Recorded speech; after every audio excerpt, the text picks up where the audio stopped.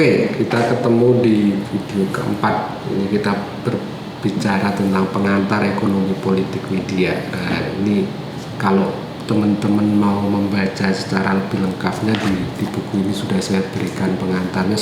Sebenarnya bagaimana sih ekonomi politik media ini dalam kajian ilmu komunikasi gitu. Jadi sebenarnya kita akan membahas tentang hubungan antara kekuasaan ya. Jadi ada power relation di sana dalam interaksinya dengan sistem atau aspek produksi, distribusi dan konsumsi dari media. Jadi bagaimana teks media, jadi harus kita pahami teks media yang kita bahas di dalam ilmu komunikasi itu ya seluruh hasil produksi dari media. Jadi bisa berupa teks tulisan, bisa berupa teks audio ataupun video itu. Dan bentuknya juga macam-macam, mediumnya banyak gitu kan. Ada surat kabar, ada buku, ada konten YouTube, kalau yang terbaru film tentu saja itu kan. Jadi konteksnya sudah banyak karena industri media massa sudah berkembang menjadi industri media baru. Makanya nanti kita juga akan bahas bagaimana ekonomi politik Google, ekonomi politik dari Facebook, Instagram dan lain-lain. Nah, rangkaian proses distribusi, produksi, distribusi dan konsumsi di industri media ini nanti juga akan melibatkan pihak yang pertama adalah pemilik modal, kemudian negara. Jadi pemilik modal ini dalam konteks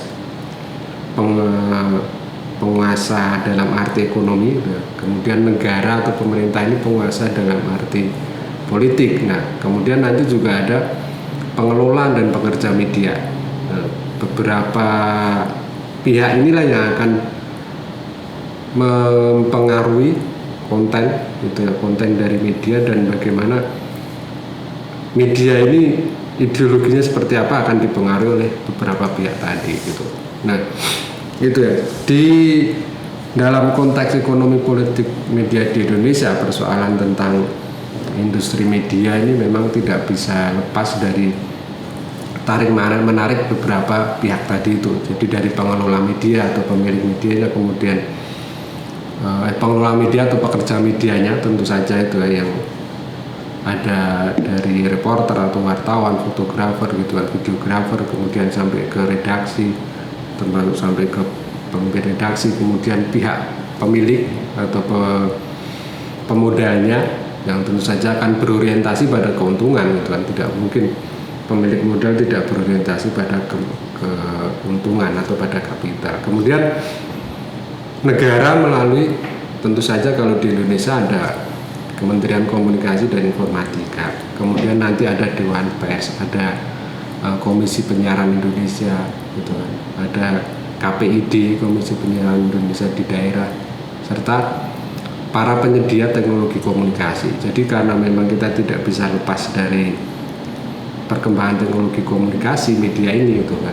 Jadi itu juga akan berpengaruh nanti, termasuk dengan para pemasang iklan. Nah, produk media ini kan selain dijual sebagai komoditas kepada masyarakat, juga dijual kepada pemasang iklan. Jadi tidak hanya mendapatkan keuntungan dari share atau rating gitu ya, yang ada di televisi misalnya, atau kalau dalam konteks media baru YouTube misalnya, tidak hanya mendapatkan keuntungan dari subscriber dan viewersnya, tapi pemasang iklan juga ya. Bagaimana kita lihat beberapa orang YouTubers juga mendapatkan iklan dari konten-konten yang mereka buat gitu. Nah, itu kan perkembangannya seperti itu. Dalam industri media memang relasinya sangat dominan gitu ya, sangat dominan para pemodal ini, terutama ketika kita lihat bagaimana para pemilik modal melakukan konglomerasi. Jadi nanti akan kita bahas bagaimana struktur kepemilikan media di Indonesia sudah dikuasai oleh para konglomerat media. Yang pertama mungkin yang paling besar untuk saat ini mungkin MNC Group, kemudian ada grupnya Bakri juga ada, kemudian grupnya Citycorp dari Khairul Tanjung tuh dulu awalnya cuman Trans TV sama Trans 7, kemudian sekarang punya CNN Indonesia, kemudian punya CNBC, terus merambah ke Detik juga, ke beberapa media baru, terus grupnya Jawa Pos juga cukup besar gitu kan. Jadi itu para pengusaha-pengusaha media, nanti ada beberapa tipe dan tipe-tipe konglomerat media di Indonesia. Apakah yang pertama misalnya yang tipenya adalah memang konsennya hanya di dunia media seperti yang dilakukan oleh Kompas Gramedia Group misalnya, kemudian Radar atau Jawa Pos Group juga sama, tapi nanti beberapa perusahaan medianya ini hanya sebagian kecil dari usaha mereka seperti yang dilakukan oleh Bakri Group dan Surya Paloh misalnya gitu. Itu nanti akan kita bahas pada pertemuan selanjutnya tentang struktur kepemilikan media di Indonesia.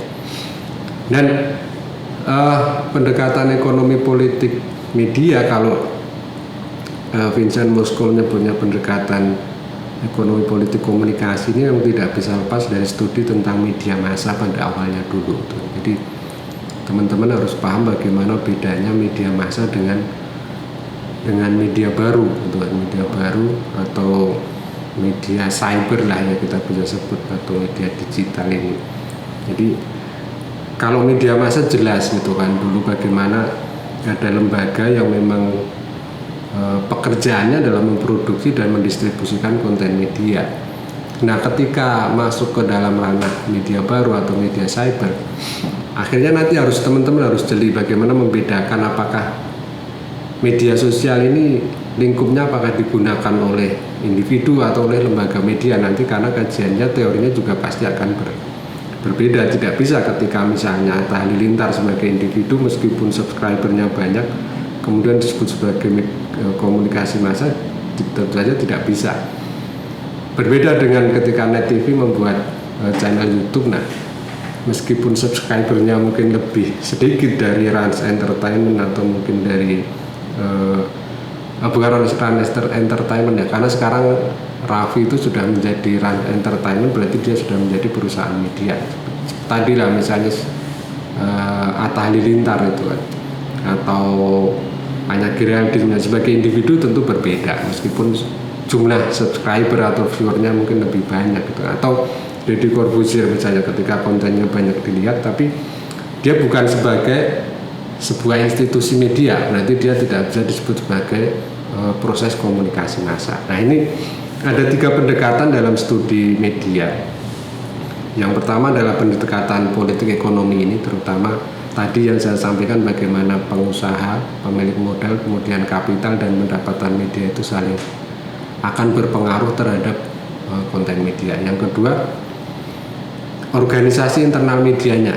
Jadi pengelola, pekerja media dan organisasi beserta rutinitas medianya juga akan berpengaruh terhadap konten media. Kemudian pendekatan kulturalis, ini perpaduan antara eksternal dan internal. Jadi hubungan antara bagaimana terjadi relasi antara wartawan, reporter dengan narasumber dalam konteks ini.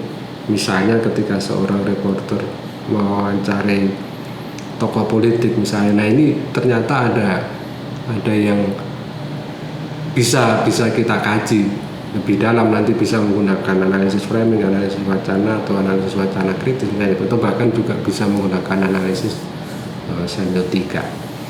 Itu jadi sedikit pengantar dari saya untuk mata kuliah ekonomi politik media di pertemuan pertama ini.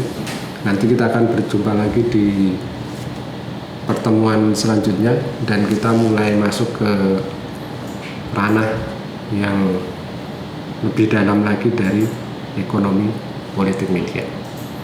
Baik, dari saya cukup sekian pada pertemuan pertama ini. Mudah-mudahan bermanfaat. Selamat pagi. Assalamualaikum warahmatullahi wabarakatuh.